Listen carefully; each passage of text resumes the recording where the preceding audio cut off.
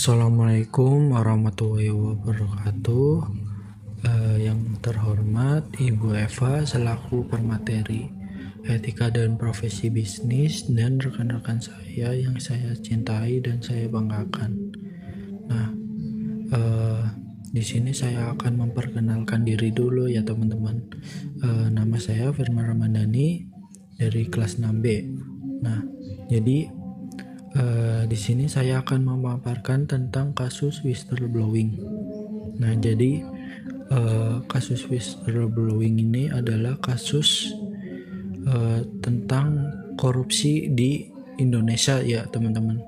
Jadi di sini saya akan memaparkan tentang kasus pembungkaman whistleblowing, yaitu kasus kriminalisasi auditor Bangnas di Jawa Barat serta bukti kemunduran nyata atas komitmen pemberantasan korupsi di Indonesia.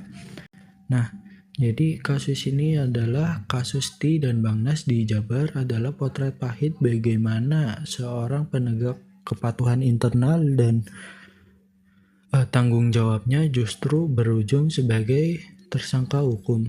Nah, jadi kronologi dari kriminalisasi T ini adalah pada tahun 2021 sampai tahun 2023 T mengidentifikasi korupsi dana zakat sebesar 9,8 M dan dana hibah APBD sebesar 3,5 M di Jabar.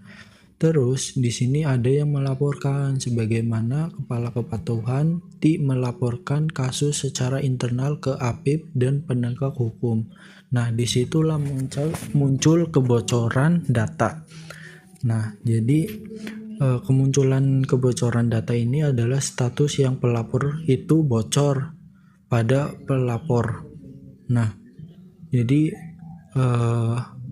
terlapor ini adalah ke Wakil Ketua Bangnas yang dapat memicu laporan balik pidana. Nah, di situ menjadilah status tersangka T itu. Jadi Polda Jabar ini menetapkan T tersangka sebagai tersangka IT atas tuduhan mengakses dokumen internal. Nah, jadi skala penyelewengan dana ini adalah total dari dana ini adalah 13,3 miliar.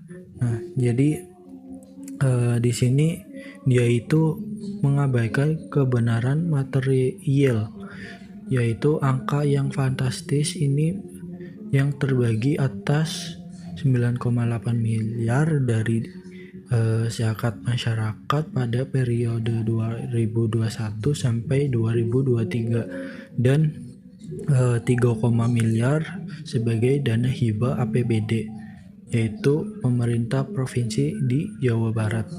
Dan secara alih-alih ini memprioritaskan audit forensik atas potensi pencurian dana umat ini. Jadi aparat ini adalah justru mendahulukan jerat pidana UU ITE bagi sang pelapor. Jadi di sini ada kejanggalan dan celah hukum. Yang pertama di sini ada penyimpangan klasifikasi KIP dan indikasi kebocoran data APH. Nah, jadi penyimpangan klasifikasi KIP ini adalah berdasarkan UU Keterbukaan Informasi Publik. Ini adalah dokumen yang dipegang oleh T yang tidak termasuk 10 jenis rahasia negara, yaitu regulasi atas klasifikasi informasi Bangnas Jabar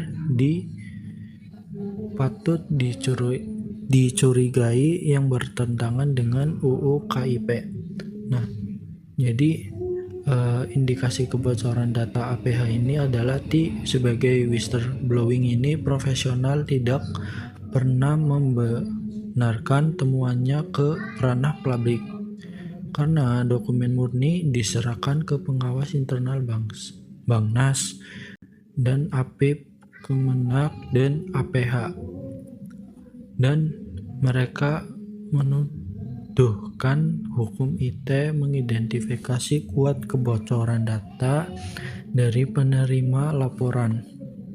Nah, jadi korupsi zakat ini secara nasional adalah kasus di Jawa Barat bukanlah anomali tunggal, melainkan kelanjutan dari buruknya pola pengelolaan dana keagamaan di Indonesia.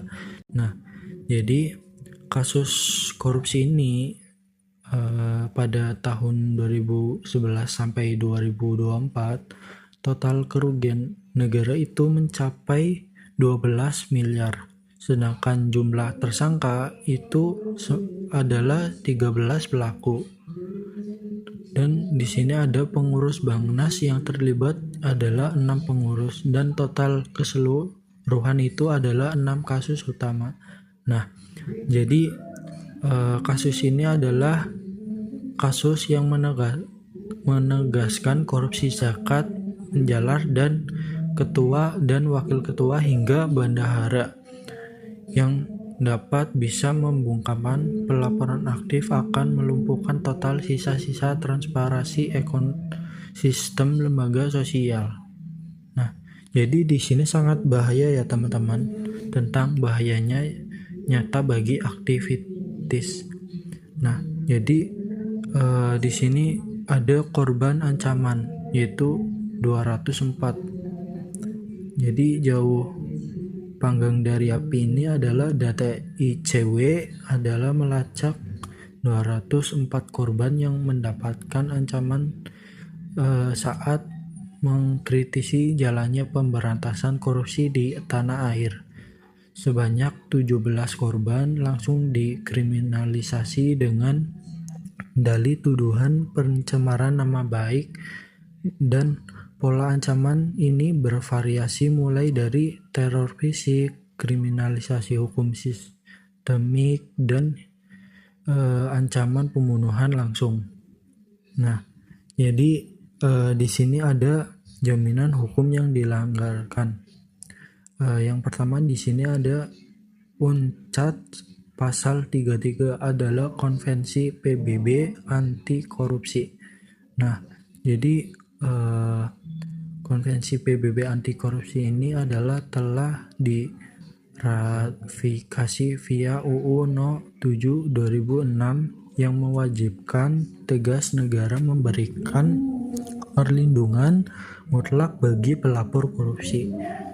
Dan di sini ada Undang-Undang No 31 2014 pasal 10. Nah, jadi menjamin sepenuhnya bahasa pelaporan dengan etikat baik, tidak ditutup secara hukum pidana maupun perdana atas laporannya. Terus di sini ada peraturan pemerintah No 43 tahun 2018 pasal 2. Nah, jadi peraturan pemerintah ini adalah untuk menegaskan hak masyarakat luas untuk memperoleh perlindungan hukum resmi atas perannya serta menentang korupsi. Nah, bagaimana sih solusi dan rekomendasi ini? Yaitu adalah kajian krisis yang mendesak atas tindakan korupsi dengan cepat dari aparat penegak hukum dan otoritas zakat nasional hingga pembuatan undang-undang. Jadi penyelesaian dari kasus ini adalah ada terbitan SP3. Jadi terbitan SP3 ini adalah Polda Jabar harus segera menghentikan kasus hukum T untuk menghindari efek getar bagi pelapor korupsi lainnya. Dan lanjutan investigasinya itu adalah Bangnas dan RI dan APH wajib mengusut tuntas pokok kasus penyelewengan dana sebesar 13,3 M, yaitu ke proteksi KPK. Jadi KPK ini harus menggerakkan kekuasaannya untuk memberi perlindungan fisik dan hukum kepada TI yang menjadi regulasi anti SLAPP, yaitu adalah pemerintah harus merumuskan regulasi anti SLAPP ini untuk melindungi pelapor dari intimidasi koruptor.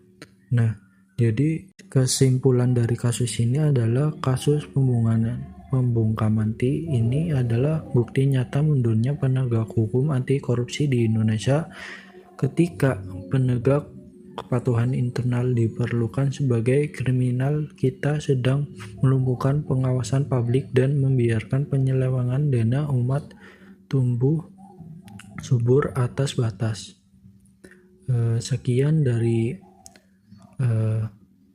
tugas kami